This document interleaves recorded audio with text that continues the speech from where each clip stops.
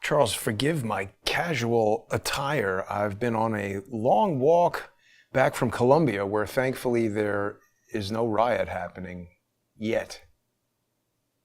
Yeah, well, there's tape of two completely stupid women, one with a nose ring, down at your alma mater.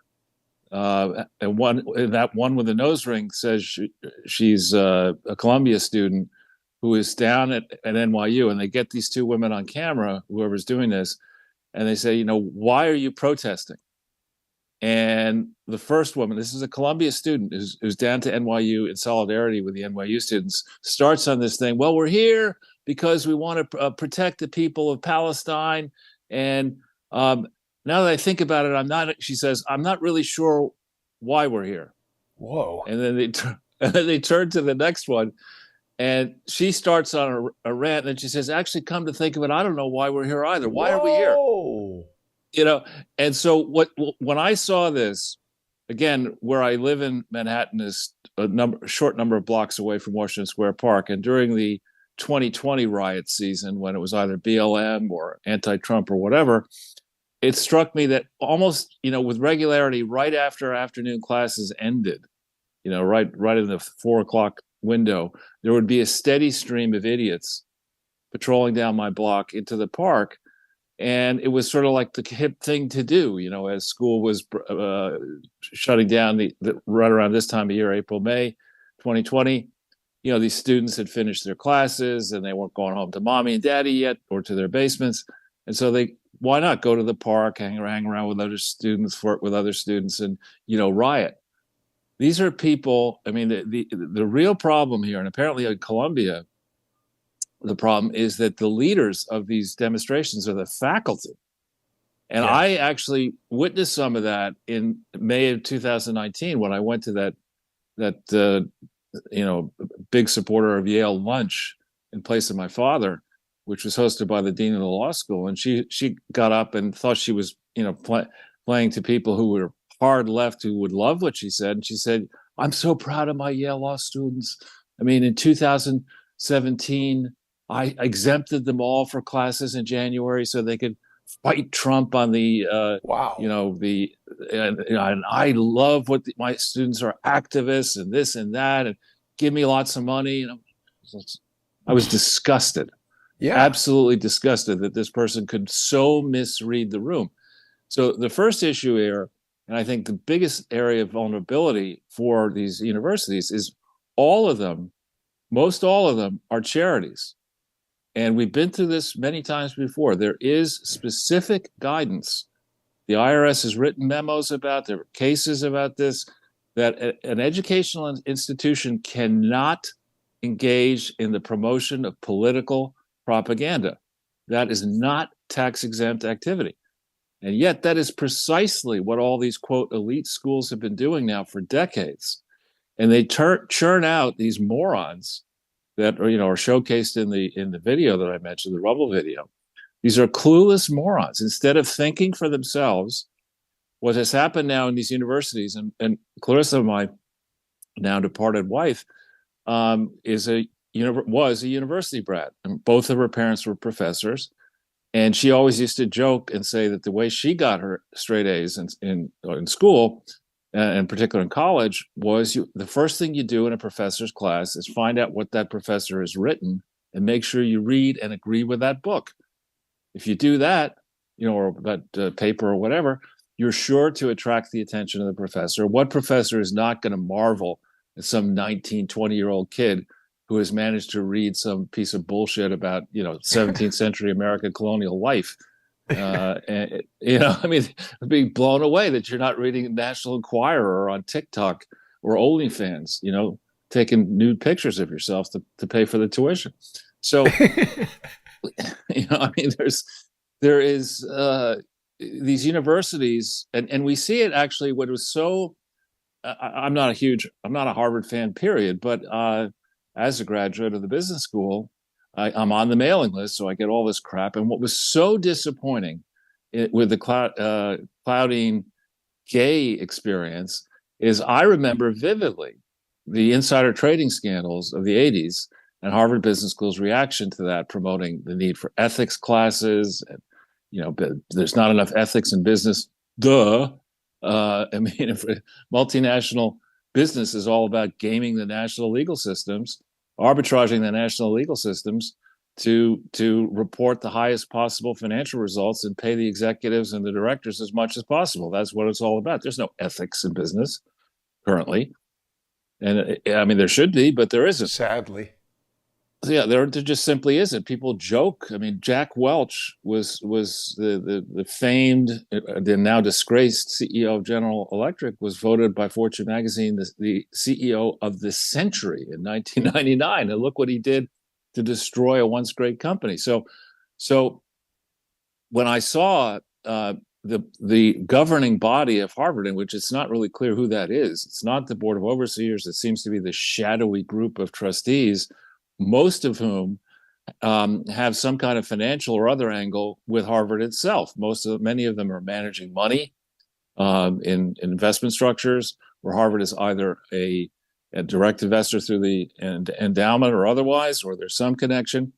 When I saw the board, tread so carefully, in theory, or do tiptoes around this admitted fraudster. I mean, Claudine Gay is a fucking con artist. I mean, has anything been done with her? No, she's still on the payroll. And when you see that, you can't. It's called a moral hazard. You cannot have somebody commit an egregious crime. We're not talking about Claudine Gay running General Electric. If she ran General Electric and it turned out that she had invented her background, she'd be fired from even General Electric under Welch.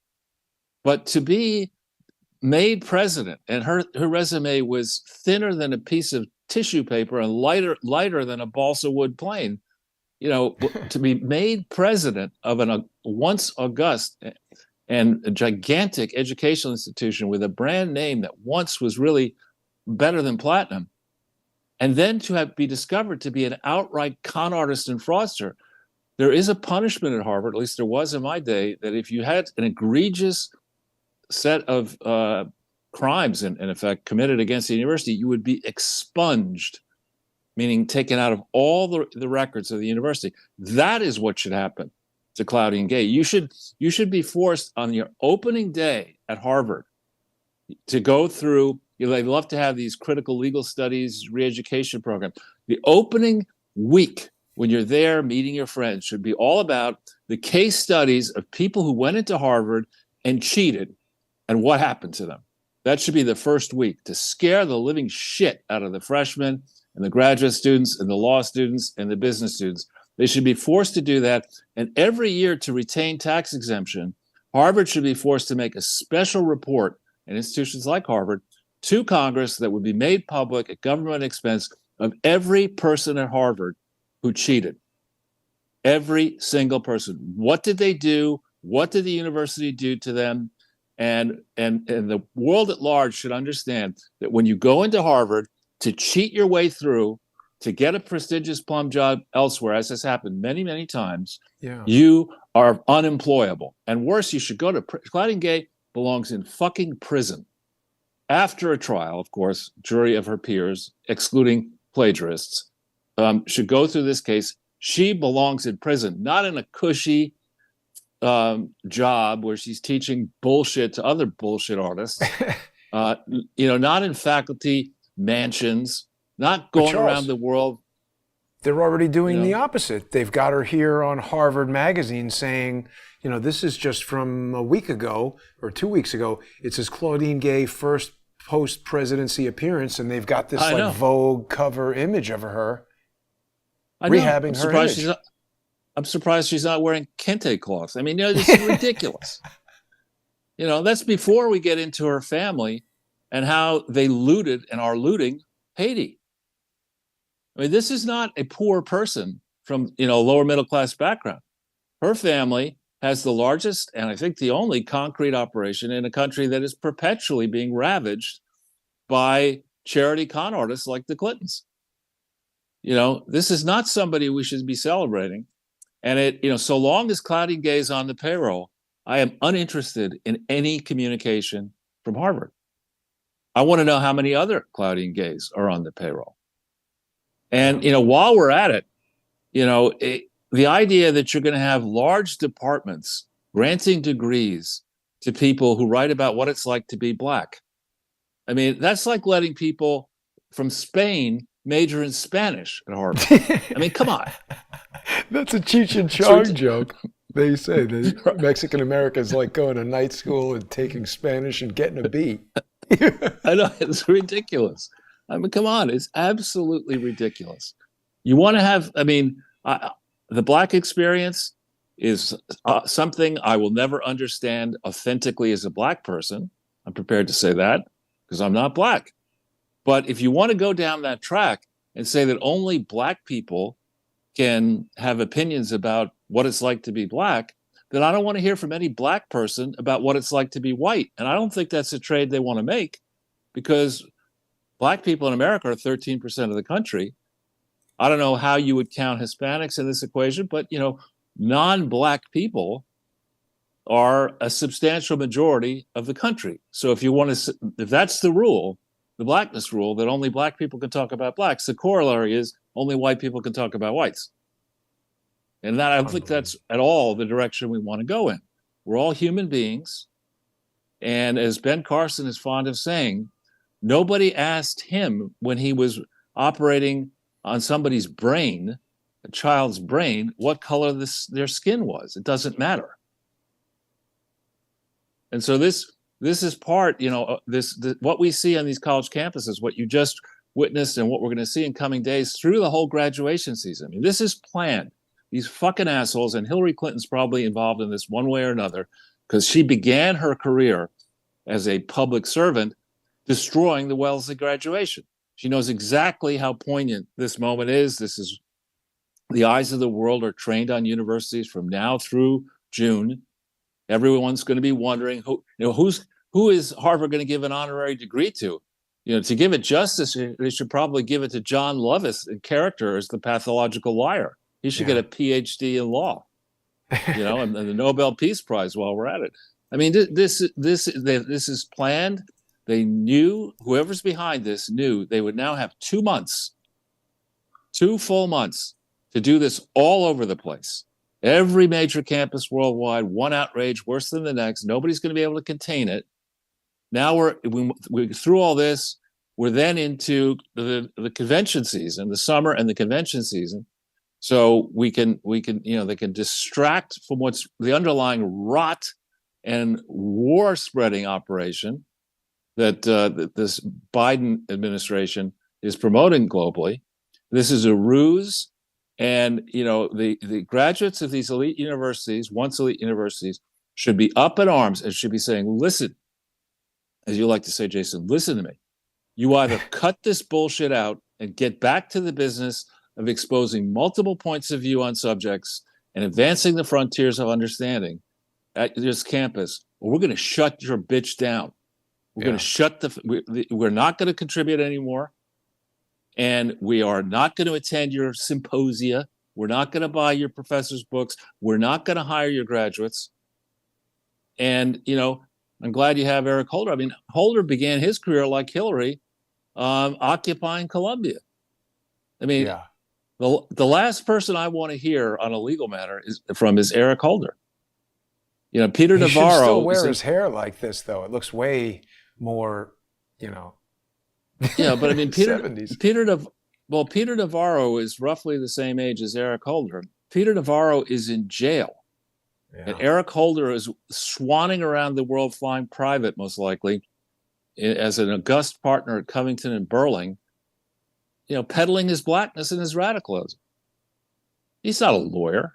He's a political operative who is found in contempt of Congress and never went to jail.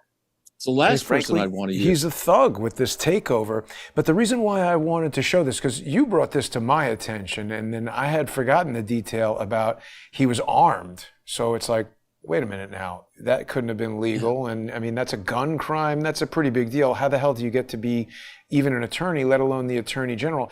But I just discovered this. I had known that Bernadine Dorn's younger sister, Jennifer, was a professor in the nursing school, but this is the first time I'm seeing this right now. Columbia Global Centers. She's a research assistant. Jennifer Dorn, CNMDNPFAAN, is a professor and assistant dean.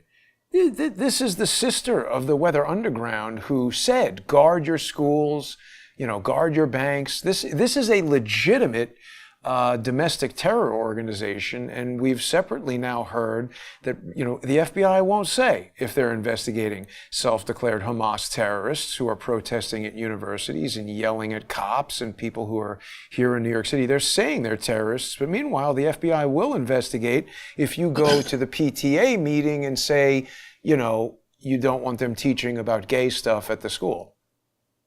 Right. Well, I mean, this is first of all, it's not news that Columbia is a hotbed of Marxist and communist thought. I mean, the headquarters of the Communist Party was in and around the Columbia campus, back in the 50s. And even before then, actually, Horace Mann, the school I attended or was graduated from after 6 years, was the experimental teaching school. It began as the experiment at Columbia, so that the Columbia educational, graduate students in the education faculty could have some people to experiment on. They experimented on Horace Mann kids. And then Horace Mann said, F this, we want our own campus. And they migrated away to where I went, the campus up in Riverdale, where I went. But so Columbia and other places like Columbia have long been repositories of radical thinking. And, again, I don't have a problem with radical thinking at all. Because if you're going to espouse it, then you've got to give people the right to criticize it. What I have a great problem with is radical thinking and cancel culture. Cancel culture has no place on a university campus. And if there is cancel culture on a university campus, it needs to lose tax exemption, and there need to be fines and penalties. People need, the board needs to be fired, and there need to be all kinds of lawsuits, and the place needs to be bankrupted. But, this is the intolerant promotion of fact-free bullshit is certainly not education and is certainly not validly tax exempt. That ought to be the debate. That ought to be the place where Bill Ackman and others take the debate. Unfortunately, it's not there now. And part of the reason for that is that so much of the big dollar so many of the big dollar earning opportunities come around financial operations, whether they're venture capital, hedge funds, leveraged buyouts, or whatever, most of which obtain funding from the endowments of these universities. So there's a nexus of, the big donors and the university presidents and, the people who are raising money for these universities are too cozy. And, somebody like, I doubt he'll do it, but somebody like John Paulson, who gave $400 million to Harvard, needs to be one of these people needs to be the first person to say enough. I didn't give $400 million to Harvard to promote radical Marxist, anti-Semitic, intolerant bullshit. That is not what I gave the money for. And so, some of them say here, Robert Kraft and Leon Cooperman are weighing their support for Columbia University as tensions rise. Right, and many other people should do the same. And I have a viewpoint, which actually I'm developing in writing, and it won't be ready for more than a year. But I have a viewpoint that true charity should be anonymous, and I believe this comes out. It's not a new idea. I think it comes out of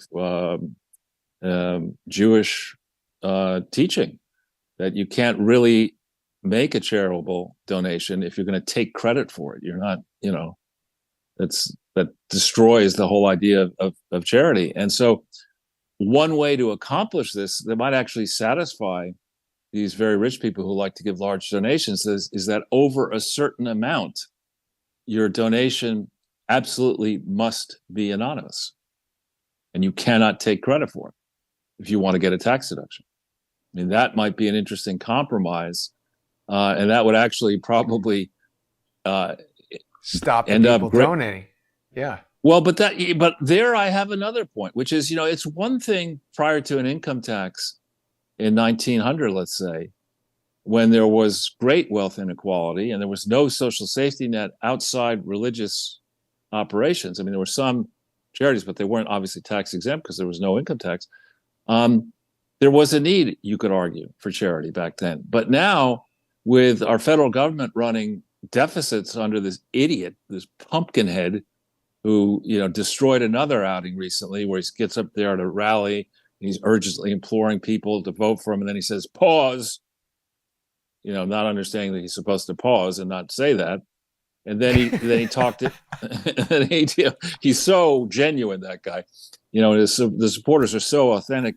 And then he basically said, he said that hearing Donald Trump makes me want to give him a hard left in the face, punch him in the face. You can't, as president of the United States, be talking about punching your rival.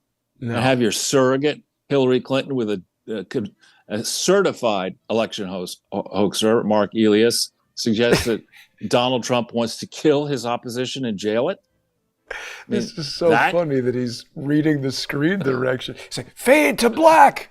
Next page." Right. Right. Well, and then you can juxtapose that with that idiot commercial that came out several days ago with a black steel worker saying, "I met Joe Biden. Right. I can vouch he's sharp as a tack." Yeah. Yeah. How sharp are you? I mean, what is this guy's job as a steel worker? Standing next to the furnace? I mean, he's an idiot to think that Joe Biden is sharp. Makes me wonder. Really... I mean, maybe that steel company he works for should be sold to the Japanese if it's U.S. steel. Yeah. But, Charles, we only have a few more minutes before we're going to go over to the First Amendment Forum. People are going to be able to join us there on odyssey.com/@crowdsourcethetruth, crowdsourcethetruth.substack.com, and subscribestar.com, and patreon.com/crowdsourcethetruth. I was doing a walk earlier and talking a bit about how someone that you and I have encountered around New York City, not really somebody that we like very much, but she's been in the news a lot. I'm talking about this person who goes by, Crackhead Barney. This was pretty weird. I don't know if you got to see very much of this being outside the United States, but on the cover of the New York Post, you saw the video that this Crackhead Barney chick recorded on her own cell phone. That's one thing.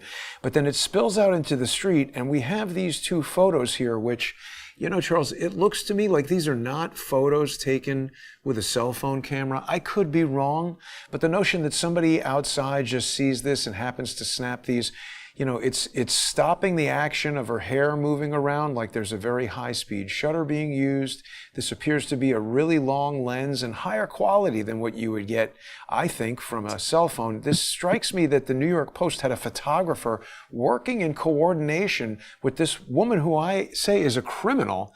And this got over 1 million views on Twitter in just a day. And it inspired me to go on a little bit of a tweet storm, kind of talking about all the different people that we've encountered who are sort of like street actors. I think you're going to like this. I went back to the camera originals on the January 6th footage that you and I shot, and I up-resed this to 4K. So we get an even sharper, it's not true 4K, but I did start with far less compressed files. So we get a much better view of this fat guy in the background. I love how skeptically you're looking at this guy. And you've lost a lot of weight since this video. You look very trim now. But look at this. Here we are closer. We can see this guy. I don't think there's a handoff now that I've looked at this clearer video. I think he's just making signals to somebody behind us. This guy on the bicycle is clearly aware that we are about to record Ray Epps, and I think he tells him something here.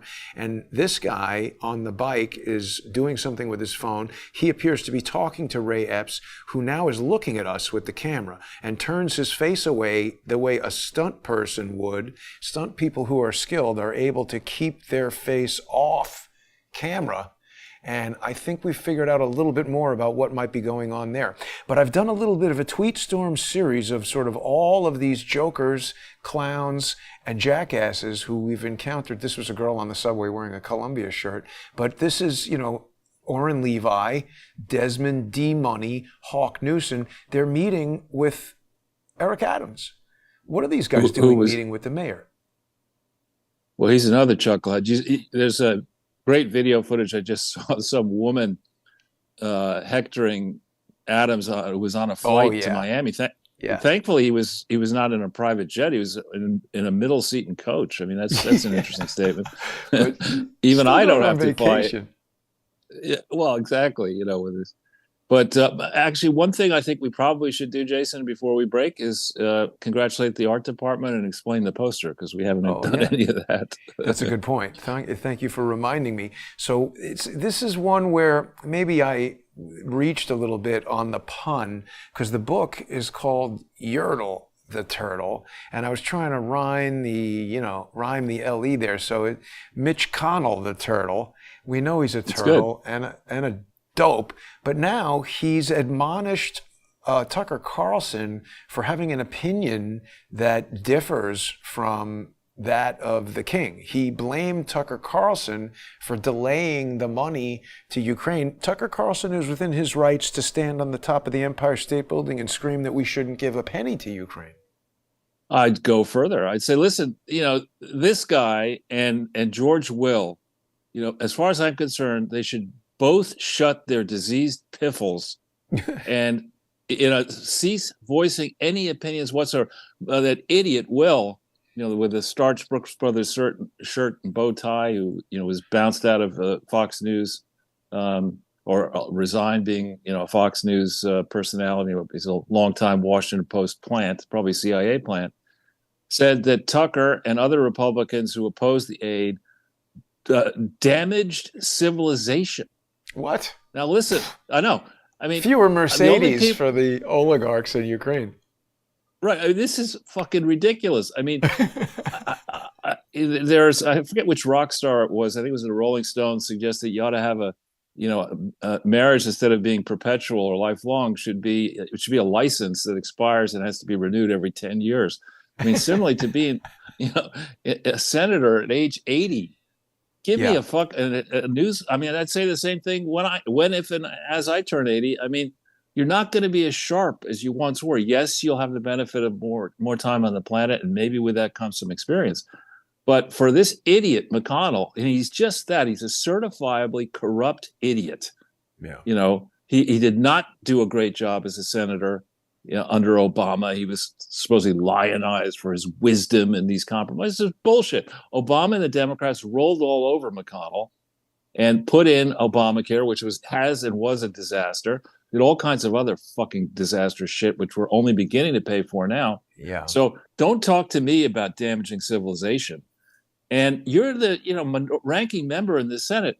Tucker Carlson is one of many people who is under the First Amendment allowed to express his opinion, and he disagrees with yours. And he's closer, I think, on Ukraine to being correct than McConnell is. So fuck you, Mitch. Go back to Kentucky, hang out with Elaine Chao. We'll see how long she stays with you once you leave the Senate. Right. And stop pretending that you're a consequential individual. Yes, you're an elite club, but you fucked it up under your job. You need to be bounced out, hounded out of the Senate, and history is not going to remember you fondly. You have destroyed Ukraine. You may well have destroyed Western civilization, Western Europe, with this insane pushing against Russia. Yeah. And the dollar. But Charles, I got to interrupt because we've got to make our way over to the First Amendment Forum here, and we're going to continue this lively discussion. I hope everybody will join us. Please become a sponsor on Odyssey.com/@crowdsourcethetruth. Odyssey has announced some not yet described decentralized upgrade to their platform that's going to help make it more resistant to the type of censorship and stuff that we see happening, Australia, et cetera. So now is a great time for people to support not only Crowdsource the Truth, but also Odyssey on odyssey.com/@crowdsourcethetruth. Crowdsourcethetruth.substack.com. Don't forget to read the Twitter coup, and also subscribestar.com and patreon.com/crowdsourcethetruth. We'll be right back. Stay with us, everybody. Charles has got a lot more to say. I can tell he's particularly pissed off